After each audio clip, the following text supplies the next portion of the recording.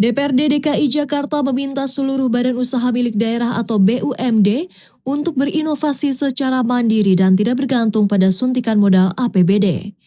Salah satu terobosan yang didorong adalah menggandeng pihak swasta guna mengoptimalkan lahan kosong serta aset daerah yang belum tergarap maksimal. Koordinator Komisi B Basri Baco mengusulkan skema kemitraan yang fleksibel seperti Build Operate Transfer atau Build Transfer Operate. Baco meminta BUMD memangkas birokrasi dan memberikan keringanan di awal agar investor tertarik masuk. Saya juga mengikuti beberapa perkembangan BUMD yang lain bahwa sudah mulai arah ke sana. Ada Jakpro, ada Dharma Jaya, ada yang lain-lainnya. Namun sekali lagi, selain inovasi, ya, dalam rangka bisnis, saya nggak perlu ngajarin inovasi bisnis itu kayak apa ya.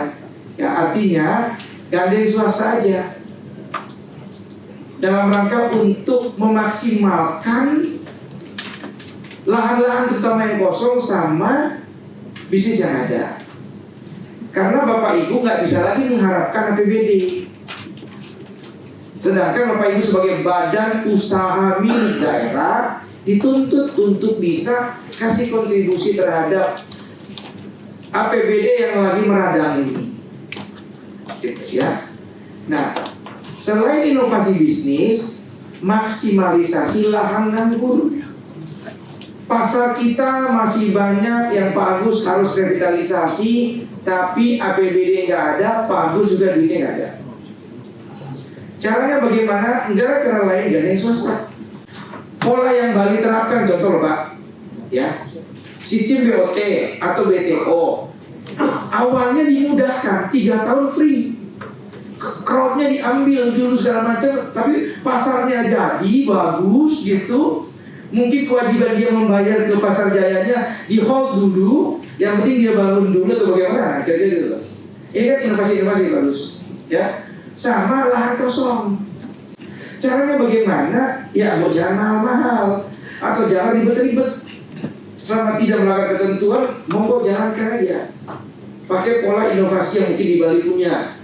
Sementara itu, Ketua Komisi B Nova Harifan Paloh menyoroti sejumlah BUMD seperti PT Pembangunan Jaya Ancol yang perlu peremajaan, serta PT Food Station Cipinang Jaya dalam strategi ketahanan pangan. Komisi B juga meminta BUMD sektor transportasi seperti MRT Jakarta untuk memaksimalkan pendapatan non-tiket. Saya ini kan pengennya kan artinya nih BUMD kita nih naik kelas ya ke depannya, bahwa bagaimana kita juga melihat bahwa rancangan KUHP 2027 ini mempunyai sinyalemen yang positif ke depannya. Tapi bagaimana dia menciptakan juga iklim yang istilahnya untuk meningkatkan investasi, iklim yang untuk memanfaatkan lahan-lahan yang tidur selama ini. Itu yang kita pastikan dulu gitu kan. Kita maksimalkan. Ya. Kayak tadi saya berbicara sama Ancol ya kan, bahwa Ancol ini kan kita lihat istilahnya bahwa kalau kita flashback lagi, orang hanya ingat 2 di Ancol, Dudufan sama Putri Duyung. Tapi apakah ada istilahnya peremajaan terkait dengan restructuring ya dari berbagai macam infrastruktur yang ada terkait dengan Putri Duyung ataupun istilahnya dari istilahnya Dufan, kan hanya sebagian kecil aja. Nah jadi ini yang core bisnisnya ya seperti itu gitu kan. Kalau hal-hal yang lain ya memang istilahnya tambahan. Tapi ini yang istilahnya benar-benar yang istilahnya untuk dari segi pendapatan ya orang mau nginep di Ancol mana nih kalau nggak di Putri Duyung. Itu salah satunya. Mereka benar-benar kalau sekarang kita berkreatif financing kita setuju, saya setuju gitu ya. Tapi juga itu harus ada creative thinking gitu kan. Ya creative thinking untuk bisa mengembangkan ide-ide inovasi. Ya jangan istilahnya stagnan nih, RK yang stagnan. Tapi istilahnya mungkin harus berpikir out of the box. Kalau saya lihat sih sinyalemennya ya memang di beberapa BUMD ya. Kita kan sekarang masih ada beberapa BUMD yang masih dalam misalnya mungkin dalam perjalanannya kan menggunakan PSO ya.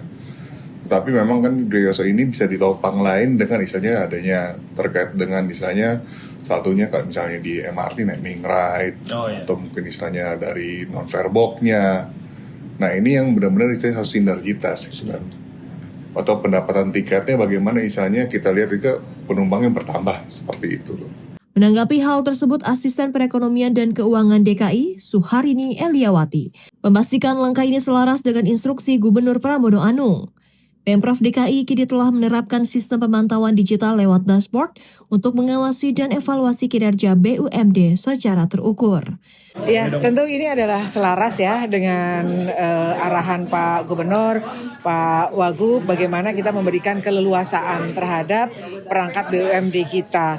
Kemudian kalau inovasi tidak hanya untuk BUMD, kita pun demikian gitu. Tapi karena sekarang ini segmennya adalah bagaimana BUMD kita memanfaatkan asetnya, kemudian membuat terobosan-terobosan untuk lebih menyehatkan dari perangkatnya itu sendiri, itu menjadi bagian yang tidak terpisahkan pada saat pembahasan kita dalam perencanaan tahun 2027. Sehingga apa? Sehingga BUMD kita lebih mandiri dan dapat lebih memberikan proporsi gitu ya untuk pembangunan DKI Jakarta. Sesungguhnya gini, pada tahun yang 2025 itu kan ada BUMD kita sudah kita buatkan dashboard ya. Bagaimana sama seperti kita, mereka mendapatkan PR-PR, mendapatkan target-target yang itu semuanya ada dashboardnya yang bisa kita pantau. Dengan adanya hal-hal yang demikian, kita bisa memitigasi kira-kira kalaupun terjadi target-target yang melebar gitu, itu dengan sesegera mungkin bisa kita lakukan. Nah, dengan adanya BPBUMD yang saat sekarang ini sangat bagus komunikasinya dengan teman-teman BUMD, optimis rasanya untuk tahun 2027 menjadi lebih baik lagi. Humas Sekretariat DPRD DKI melaporkan.